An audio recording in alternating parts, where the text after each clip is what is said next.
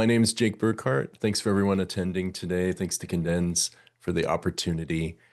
Um, the title of this talk is Turning Existing Insights into Future Impact, a topic near and dear to my heart. And it is a tour through some ideas from this new book called Stop Wasting Research from Rosenfeld Media. And, if you're an existing Condense user, there's going to be some familiar topics here for you. But I'm hoping that it's a slightly different spin on them and that you can find ways to sort of maybe build your usage. And if you're earlier in your journey and thinking about getting more value from the existing research you're conducting, welcome. That's the starting place of this book. And you don't write a book called Stop Wasting Research unless you see a ton of value in research and what it delivers in product development, everything from generating new ideas for products and features all the way through to tuning and finding the right features, designs and marketing messages and everything in between. And so there's already so much value that researchers deliver in industry. I just want to start by saying there with the title like Stop Wasting Research. This is about getting more value from the things that are sort of left behind and more value from the things that researchers have already learned and have delivered value. They can deliver more value in some case. That's what the book's about. I'll get into more details. And I'll tell you a bit more about myself in a minute, but I want to start just with a scenario where there's so much in the industry talking about how to optimize study process. All sorts of thought leaders, all sorts of books on how to conduct research. Stop wasting research isn't one of those. This idea of optimizing the study process starts with an idea of maybe you're a researcher, maybe this is you, or maybe this is someone that's nearby to you, someone that you frequently collaborate with, works with a set of partners who, they've closely aligned with, they've developed those relationships that, folks are always talking about are so crucial for conducting great research. They've found the right unknowns and decisions to target, and they've crafted astute research questions. So this idea of ultra optimized, they've figured out the way to squeeze the most juice out of the effort that they're going to put in for those decisions that they're going to target. They're seeing impact from the start. They've developed great methods and study design, in this ultra optimized scenario. They've read all the right books, articles, they followed all the right people, they have just the right idea. And anybody would look at their plan and go, that's a great plan. And the craft of research execution is strong. They've really applied their skills in gathering data, finding the right participants, whatever it may be, depending on the stripe of research. And they've brought those partners in for insightful and collaborative analysis where they really kind of honed in on clear insights that just deliver amazing follow through and clear wins. And everybody looks at the study and sees it as a success. The partners that were involved really got a lot out of it. The researcher is able to point to some clear wins that they got from the project. It's the kind of thing that advances careers, that advances research in organizations. It's all good things. And it's this area of research that we spend so much time as researchers focused on and optimizing and figuring out the best way to do things for our given circumstances. And, all those wins are worth celebrating. And I've been in a position where I've picked up the outputs of this research, this kind of research where highly skilled researchers they've delivered wins. And then there's a body of studies that builds up over time, and I've had a chance to look at them. And those little green boxes on the sort of reporting output, whatever that output might be, whatever kind of communication, you can break it down into a set of insights with each one of those boxes representing an insight. And if you kind of dig in deeper, as I've had the opportunity to do a number of times, you see those amazing wins. You see the things that kind of shaped products, that helped companies grow, that brought new value to customers.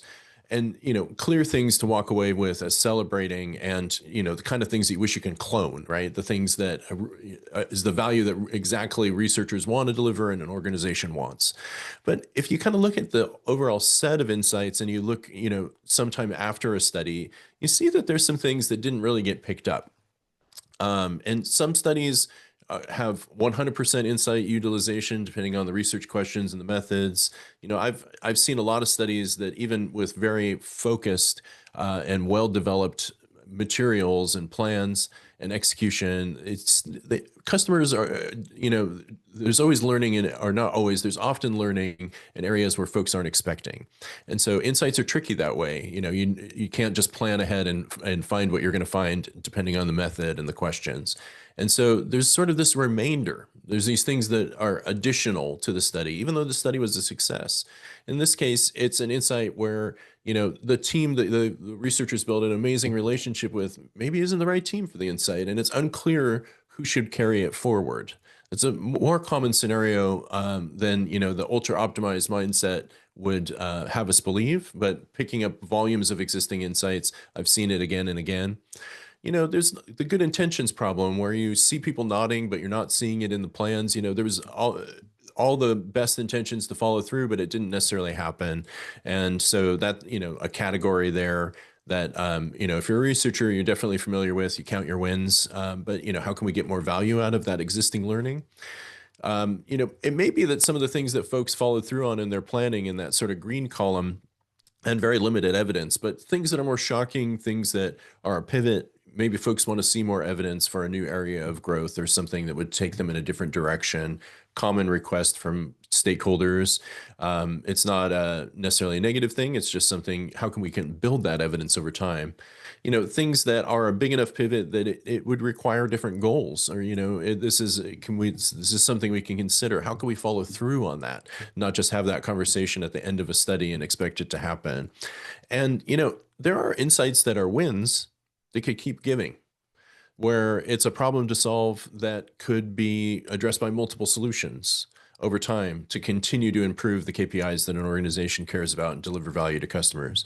Or it could be something that's fundamental about customers that could be applied to all sorts of things, maybe even so fundamental that you wish it was included in every, onboarding, new employee onboarding, as a scenario that we've seen.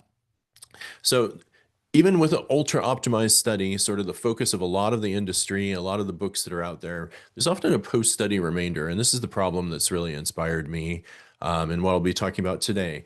And if you think about, that's one study, here's our researcher again, there's that one study, over the course of time, they're generating a lot of different outputs.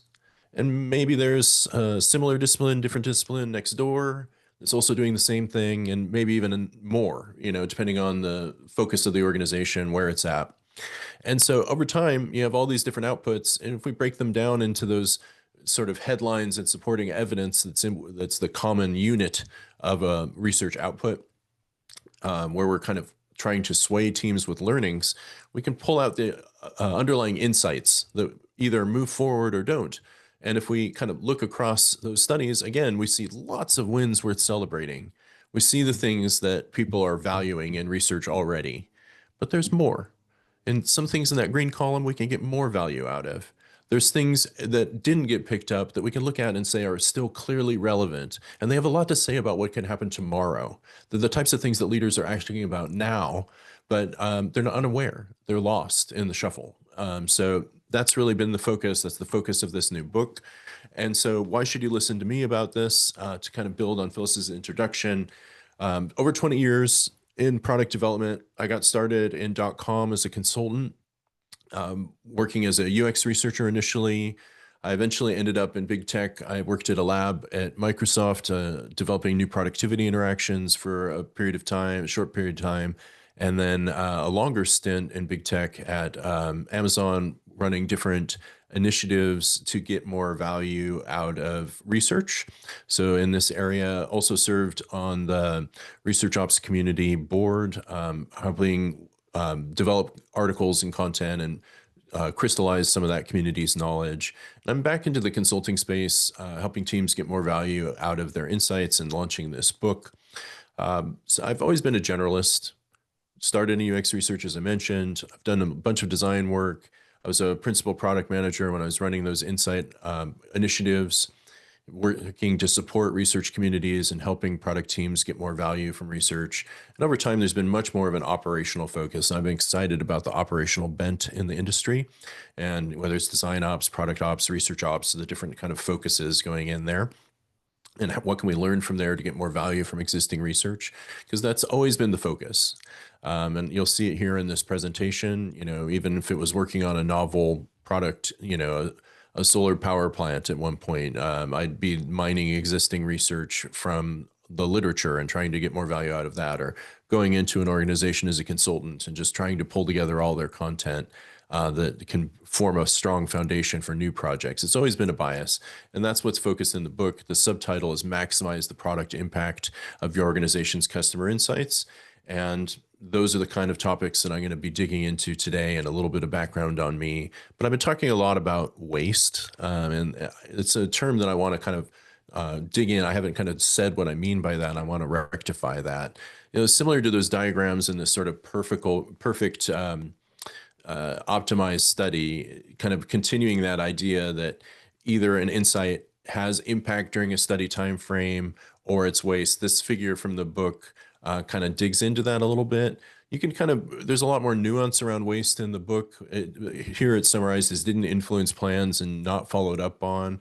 But the most important thing in this figure is the bottom bit, where that doesn't have to be the end of the story. We can reactivate existing research where it makes sense, where it's still valid, where it's important. We can bring it back to the right people in a useful format at the right time, and putting it to use in owning teams' plans. So continuing the story, reactivating, get more value out of research for the researchers themselves to have more impact, for the product teams to justify and give rationale to what they're doing, and for the organization to reap more wins from this body of business assets that is customer research. So to put a finer point on this definition of research waste, it's valuable customer insight that was unseen, ignored, and intentionally left out of planning. It's absent from what happens next, whether that's a backlog, roadmap, goal, design, specification. And I use the term sort of owning team because I'm not just talking about product teams. It could be sales, customer success, any team that research might influence and trying to grow that sphere. So the concept of it's absent from owning teams' deliverables. They may have the best intentions, but it didn't land there. And when research is wasted, there's less advocacy for what really matters to the people an organization is striving to serve. So that's a very customer-oriented pivot, but you can think of that as having clear business implications, whether it's opportunity costs of working on the wrong things or just missing out on new areas of growth, what have you. There's a lot more specifics in the book, but that's kind of a framing idea for what research waste is. And I think most importantly, it's about the story is about getting more value. It's about turning waste into wealth. And the most common question you get about that, and sort of the gut reaction that a lot of people have, is, isn't old research out of date? Isn't this old news? Old is not automatically invalid. You even hear researchers saying after this amount of time, research is no longer valid, not for governance reasons, not for some legal privacy or ethical reason, which of course is a factor as well, but abstracted up research, anonymized research, they're still going to discount it. Until they have a second look at it. Because if you zoom out to those insights that are overarching customer needs and market characteristics, many of the learnings, having reviewed big bodies of existing research from, hundreds of studies from across different research sources within an organization, many learnings are hyper durable. And on the other end of the spectrum, zooming in, even insights about smaller needs for improvements, the kind of things where you say, oh, surely the design has changed too much, or surely the messaging has changed too much. You look closely at it and you find that it can still be relevant. It can still drive what's next. And yes, there are many cases, of course, where research is no longer relevant. You can look and say, clearly, that's no longer a thing. But, it's a case of we don't want to throw out everything just because some of it's not relevant. We're going to use judgment to decide and what we want to put forward, just like researchers use judgment in their processes to decide what, in that ultra optimized study, to figure out what their questions are, what their methods are. There's judgment all the way down, what to present, what to put in the executive summary. Applying this kind of judgment is just another kind of judgment that researchers and all different kinds of partners can apply as well. And dates become a reason to check in on insights, not a reason to invalidate insights. So that's my response to, isn't old research out of date? We can talk about that more in the Q&A. And I think another thing that comes back again and again when you talk about this problem is, isn't this just research maturity? And I have an FAQ that says, it's slightly different, and there's a reason why. So let me explain that. Nielsen Norman Group puts out so many useful tools and articles, always checking out what they're doing. And this maturity model, I can imagine being on the lower end of the scale and, using this as a powerful tool to argue for what could be next. Um, you know, I've never seen a user-driven or fully user-driven organization. I think even they point out in this model that it's not a target for some types of organizations. But to dive into step 5 and to kind of quote them here, and while I'm doing this, picture existing research, not just new research, and let's see if it fits. So when organizations reach the integrated stage, their UX work has become comprehensive, pervasive, and universal. Well, that could include existing research for sure. Almost all teams within the organization usually perform UX-related activities in an efficient, effective manner. Well, activities can be looking backwards, but most often it's about looking forwards is it's been my experience. Maybe you've had a different experience. There's often innovation in UX methods and processes, contributions to the field of UX as a whole, and organizations' most important success metrics that leaders care about most have a focus on UX or even driven by UX related work. So there's a case where you're using knowledge to kind of define metrics and think about what's next. But the questions, when I check in with folks and when folks reach out at organizations that I think we would all say are higher on this maturity scale, what number, I'm not sure. The kind of things I hear is that those UX activities aren't really effectively using what we already know, that they are focused more on new data as the default. And that we have a lot of wins, the researchers in these organizations, but they need more help using research to steer what's next. They're aligning closely with projects. Everybody talks about strategic work. I just talk about, using research-based plans, research-initiated plans. They want to get more into those kind of categories, and they're having trouble. And it's, in part because they're having trouble using their existing research. And they have all sorts of research going on, but they have very limited understanding of what different teams are learning. So depending on the scale of the organization, but even in smaller organizations, you hear about this. Silos are real. And people have to have a reason to break them down. They're not going to break them down just because it's a good idea in abstract. So those are some of the things, some ideas about, is this just maturity? It could be, but in the state of the world today, that's not what I've seen, and that's not what I posit in the book. Maybe you've seen something different. And that's UX focus, so UX maturity. I see a lot of different kinds of insight generators trying to influence the same decision makers. And so I've always tried to work to bring them together. So I have this big tent for the term customer research. It's an inclusive term that covers a variety of customer-focused investigated practices and organizations. So kind of defining here, it must have a rigorous planning phase that bridges learning goals, research questions, and research methods. If you're a researcher on the call, this sounds like, par for the course. This sounds like the ultimate baseline. Nothing shocking there. Must follow internal standards and conventions and generate some sort of documented study plan and reporting output. I'm just trying to draw a box here. So if you've got all these business assets that are existing research in your organization and you're looking for what to bring forward again, you can't bring everything forward again. This definition kind of gets rid of cherry picking from existing evidence. It says it has to come from a structured study, and it has to be documented in some way in order to revitalize it. So however you draw the box is, everybody's going to draw the box differently. This is just what I posit in the book.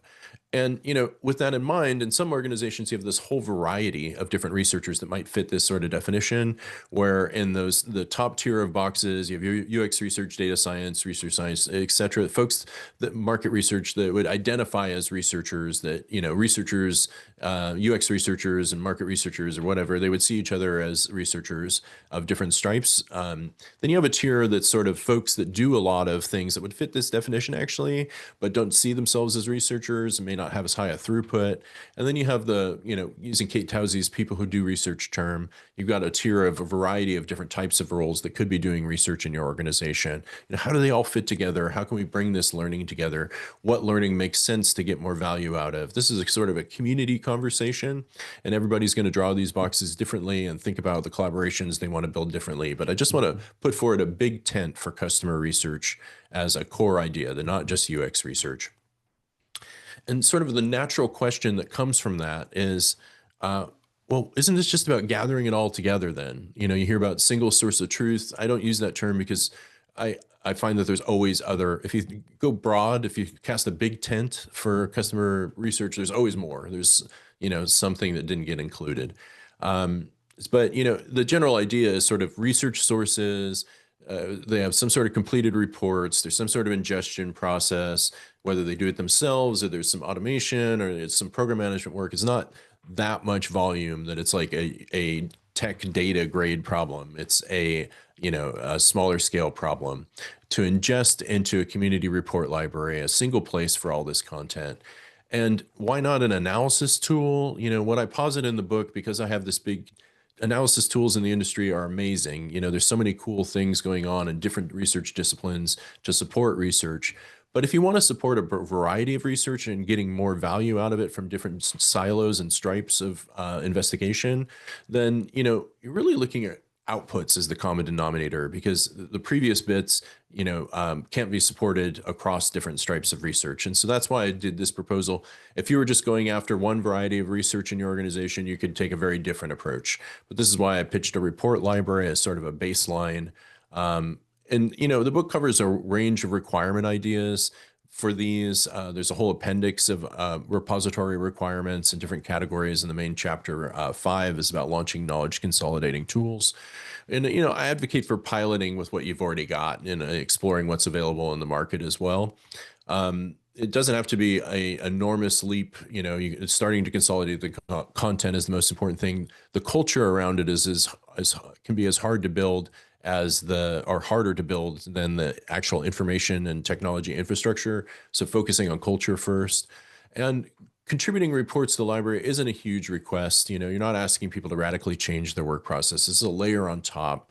And in all these sorts of initiatives, sort of my golden rule is that contributors should get more out of it than they put in. So one of the things that they get out of adding their content to a report library is just more visibility for the work. There can be overall reports. Every team may be sending their own, what's new in research, but this is the meta one that, the CEO might want to read because it's bringing in content from all sorts of places. And, it's also a shared basis for ongoing meta-analysis and synthesis.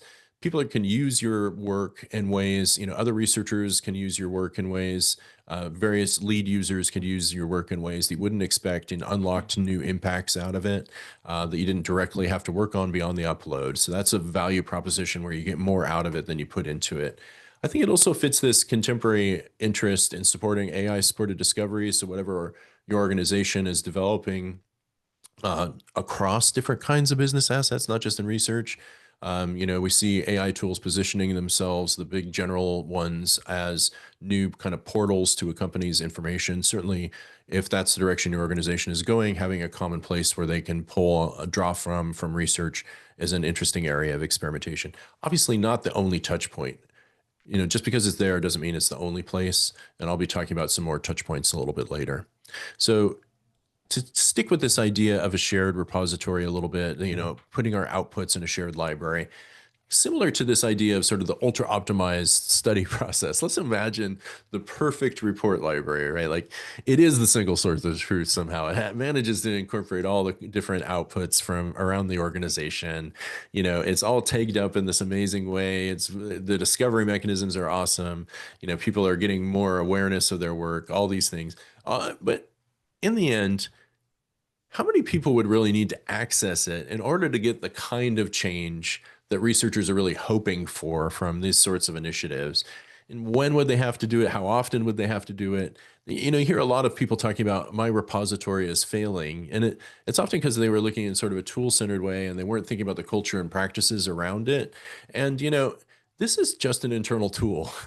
Researchers may get a ton of value out of it, but, it's an enabler of a lot of other things. But what are those other things, and what can we do to get more value out of the content that's brought together? And I think this is true for a lot of kinds of repositories. I just put a fine point by talking about report libraries here. I talk about one more type of repository a little bit later.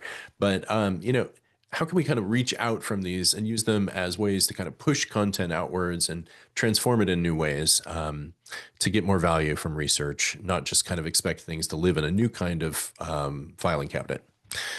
So I think it begs the question of, why does research waste happen? What root causes can we work backwards against more than just consolidating knowledge?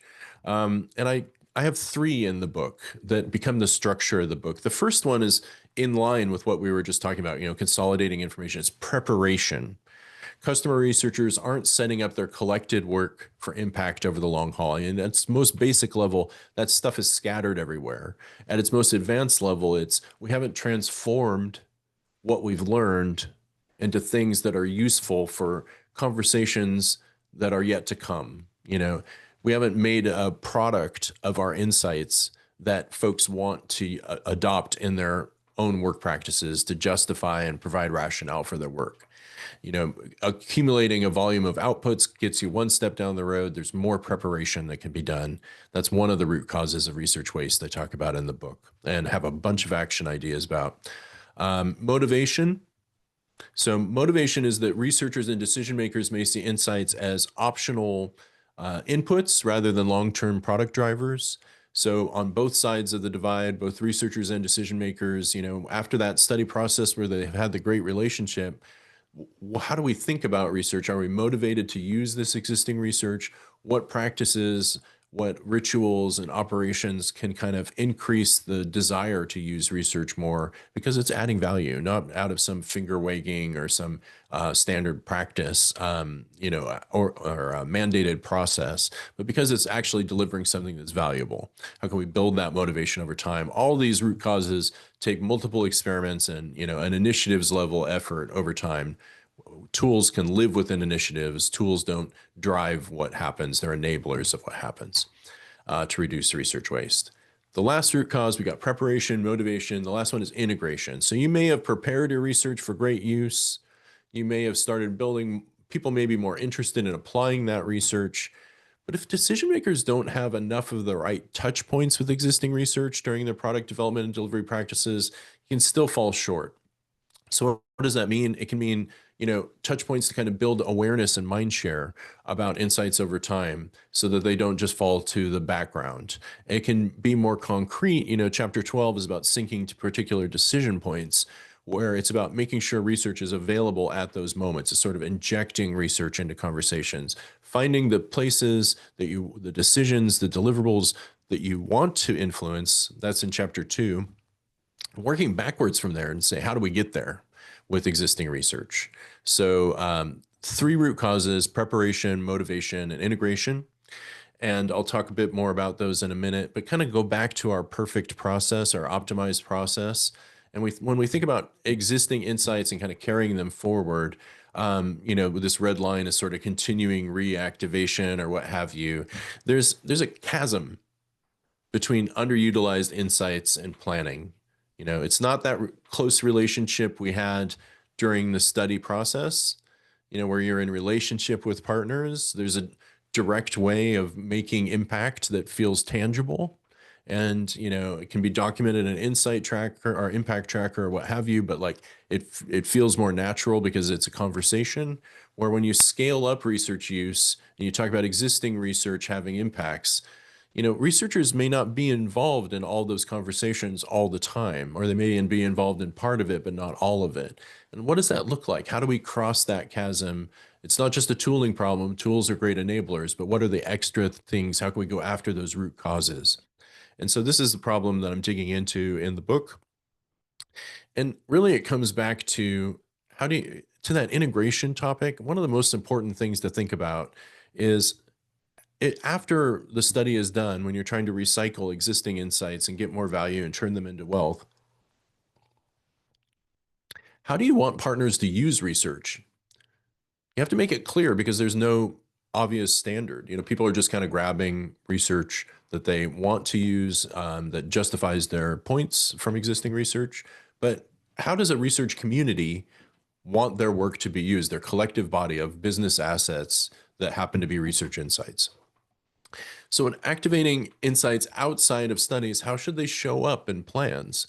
Well, I use this idea of traceable research citations. It's sort of a big term with a big definition, a reference in product development deliverable that links to specific learning in a shared research repository.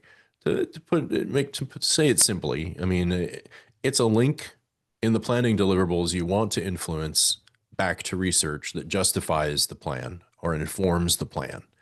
That can be as simple as a URL and an insight title. This is what's presented in this pattern. I have more elaborate patterns in the book for what citations are, but as a research, or what they could be, the important thing is, as a community, you're coming together and saying, how do we want our research to be used? How do we want it to show up? And you celebrate the times when people do it. It never gets to 100%, but you can kind of scale the use of it. It makes traceability of impact more possible. It makes all sorts of things more possible. Suddenly leaders are seeing research showing up in new ways. They want to do it too, or they're expecting it from their reports. I've talked to folks that have seen all sorts of benefits from simple citation, not like academic grade citation. It's just a link, and saying what research you're using. And instead of just a little factoid or a footnote, it's making it concrete and linking back to repositories. So this is a way of saying how we want research to be used, and we're going to try and build practices around this over time. And the question is, what's on the other side of that link? It can be a report for sure. Some tools make it great to jump to particular content in reports. It can, depending on how you've organized your research knowledge. But if you take Daniel Pidcock's ideas of atomic research and Thomas Sharon's ideas of nuggetizing research, and you kind of take them as inspiration, what's that unit of research? So much research tooling has shown us that it can be much more plastic and mutable to different shapes while maintaining its integrity.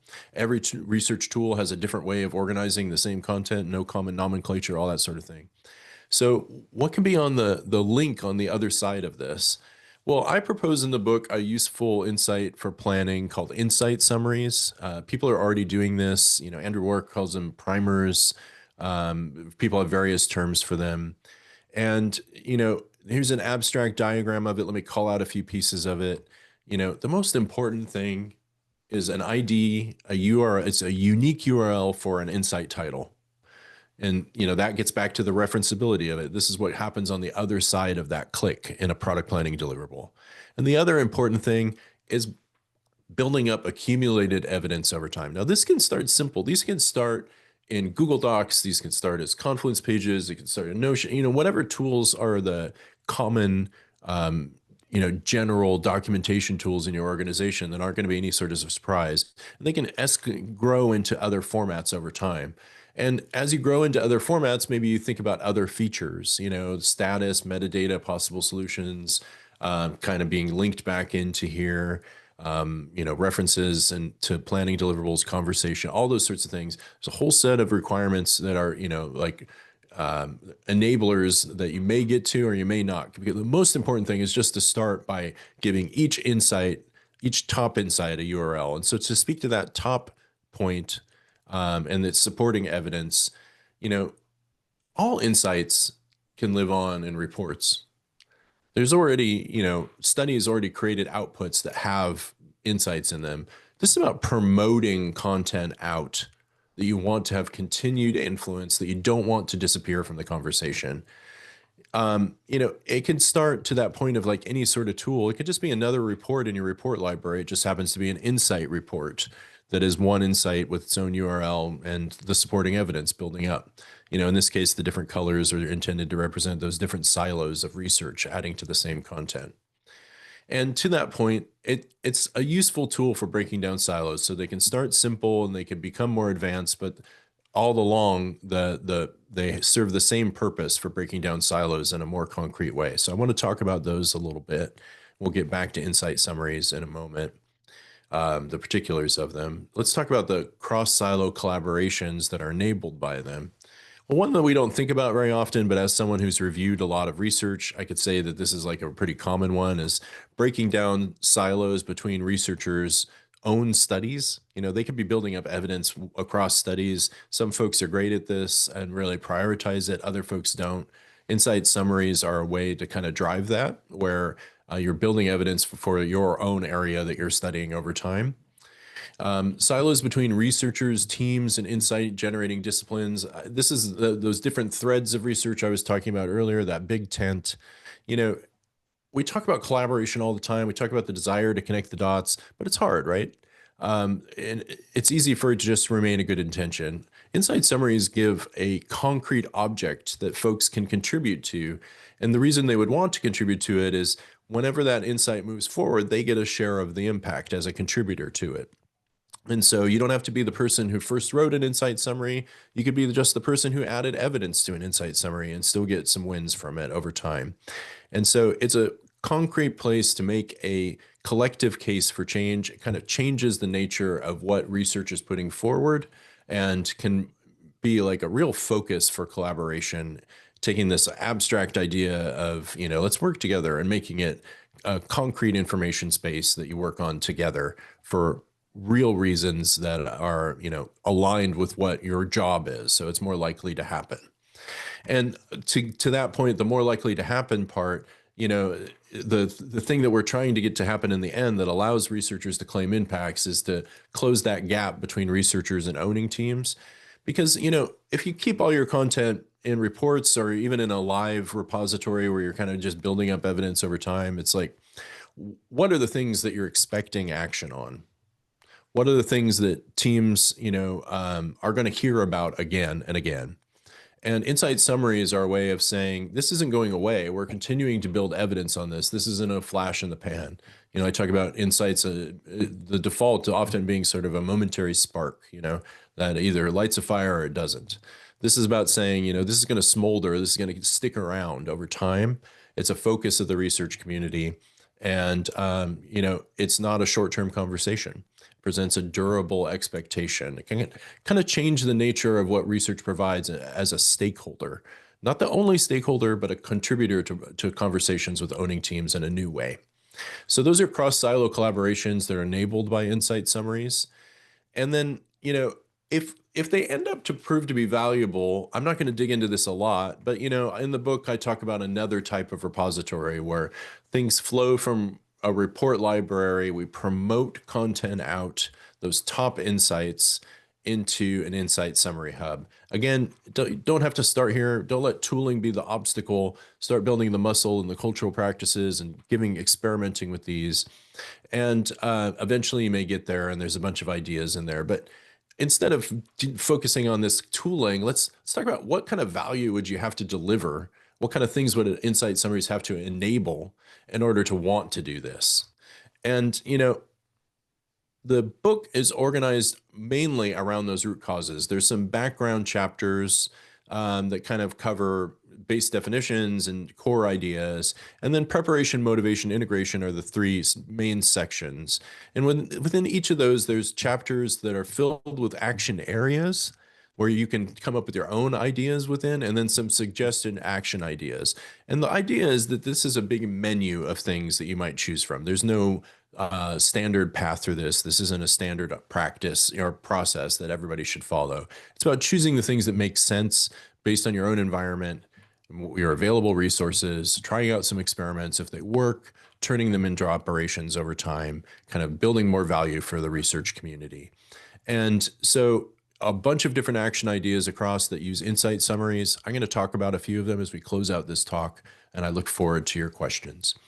So, in this case, I have chapter 4 expanded, but all of the chapters have core root cause chapters follow a similar format. So I'm going to show a few chapters from the root cause half of the book, and I'm going to show one action area and idea to give you a sense of the kind of efforts that it pitches as things that you might want to pursue to get more value out of insights.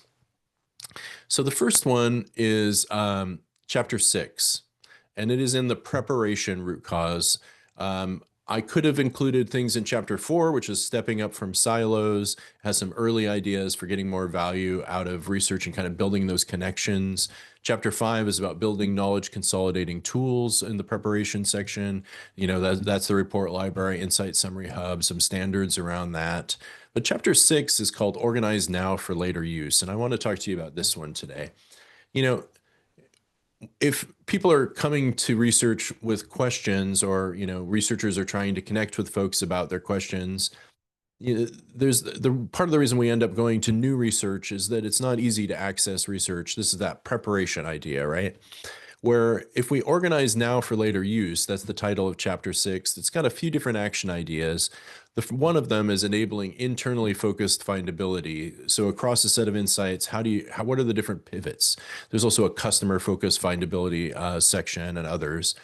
But the idea here is organizing by potential owning teams. And I want to bring this up because if there's one bit of metadata to apply across these research assets as business assets, it's who might take next steps on them. So in this case, this diagram here, we show a couple of different teams in different parts of the organization and their sets of insights, the things that have been applied to them. So there's the green bars are the insight summaries, the blue bars with the color are, different reports from different stripes of research. Whatever research assets you might have that you want to apply and you might want to ask for next steps from, owning team metadata is valuable for having conversations about next steps. For crediting teams, for checking in with teams, for learning about how research has been used. And it requires a map of important teams within an organization who might act on insights, which is hard to maintain in many organizations. But, again, choosing selected metadata, this is one of the ones that's really worth it in terms of reducing research waste and activating research wealth. And, being assigned as an owner doesn't mean that teams are going to prioritize it right away. It's not calling out a bug that needs to be fixed right now. Some insights fit that model. Maybe there's other pathways for activating that insight. This is about saying, it's going to be part of a conversation over time. We're going to keep these things. These are things that the research community has identified that we think are important.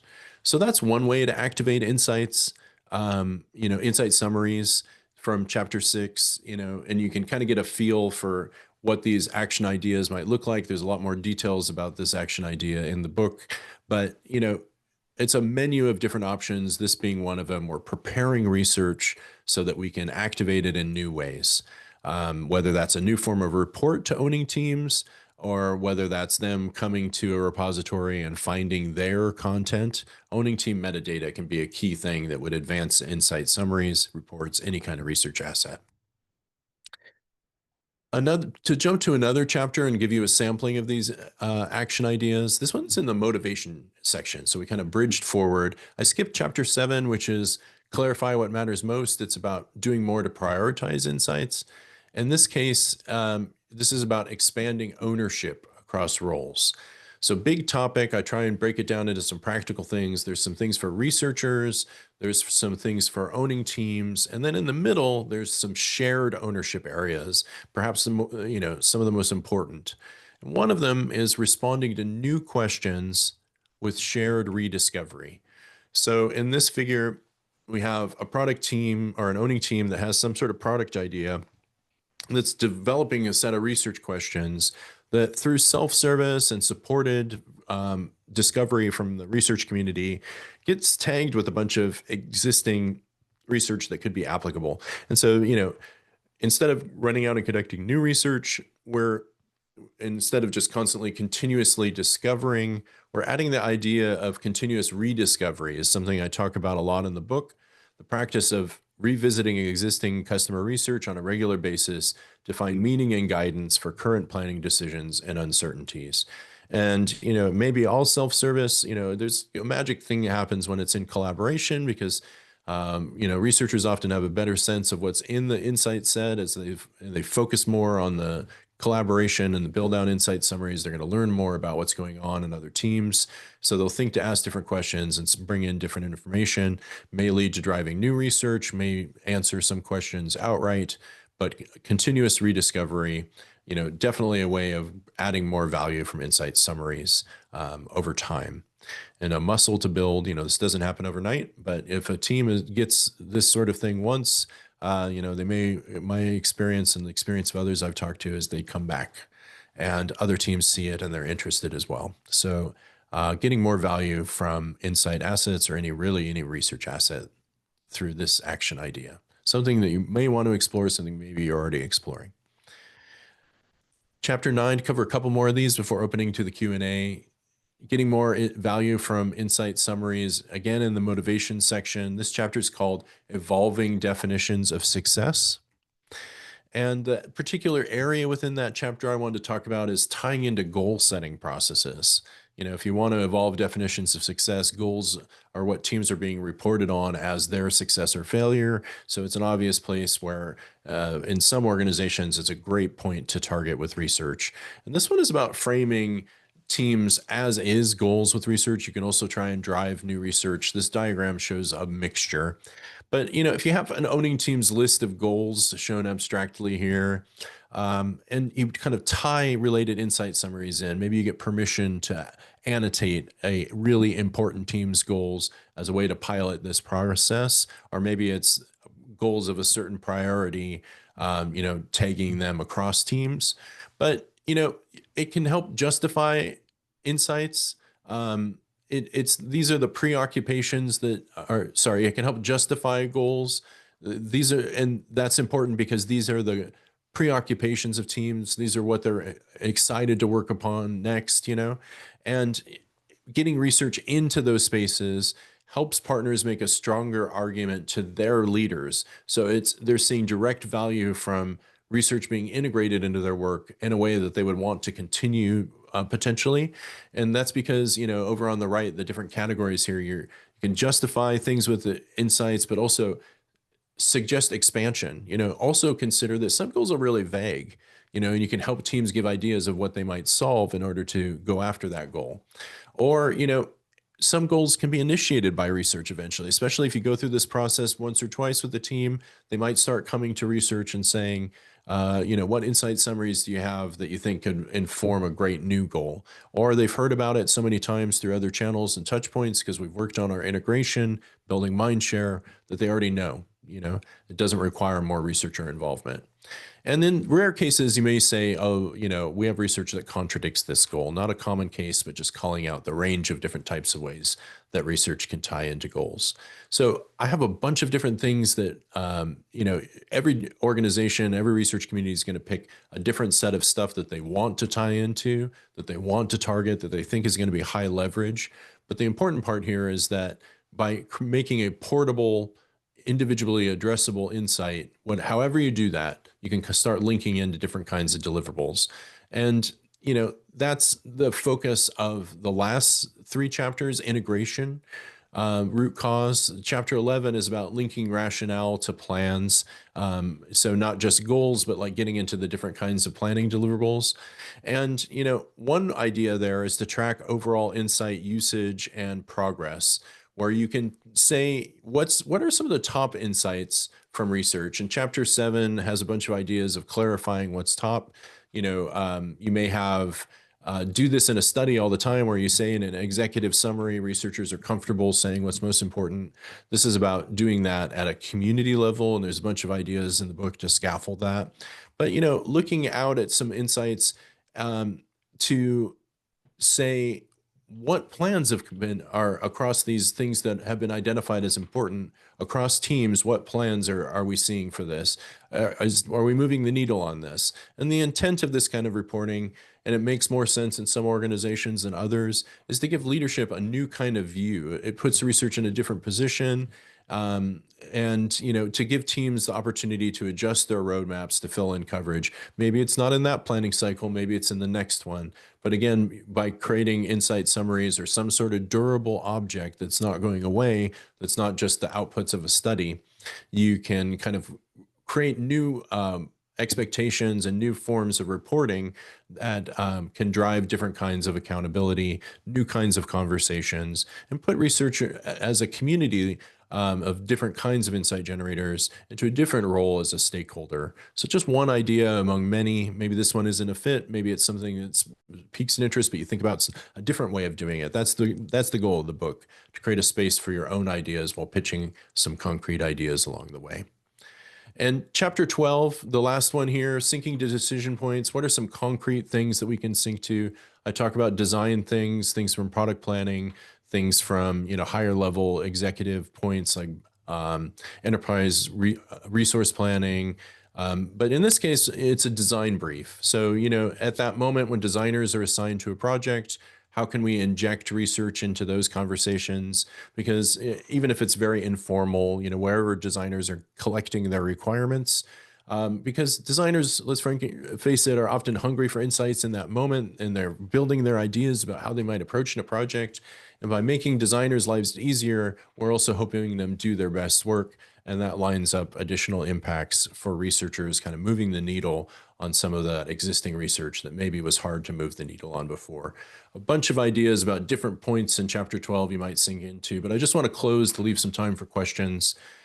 To circle back to our perfect study and the things that didn't make the cut, maybe the thing that didn't find the right team found the right team through these sorts of activations and made a big win in an A/B test.